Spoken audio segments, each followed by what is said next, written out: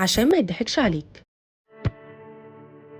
لو جالك مكالمة ولقيت حد بيقولك اشتري معايا دلوقتي وما تقلقش، كمان كام شهر ابيع لك البيت واجيب لك مكسب سريع. اوعى تصدقه، اعرف ان ده فخ كبير.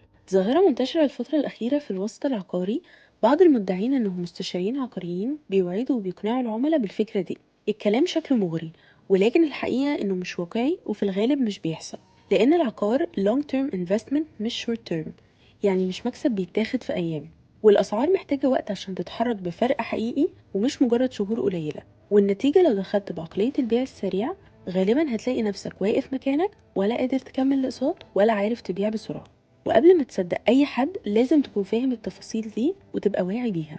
اولا لازم تكون مأمن نفسك انك قادر تدفع الاقساط على الاقل سنتين. واختار وقت البيع الذكي، زي لما يفتح المطور مرحلة او اتنين جداد وسعر المتر بيزيد عن وحدتك بفرق واضح، او لما تستلم بيتك او يقرب ميعاد استلامه. ساعتها فرصتك هتكون كبيرة في البيع بسعر اعلى ومكسب مضمون. افهمها صح عشان ما يضحكش عليك.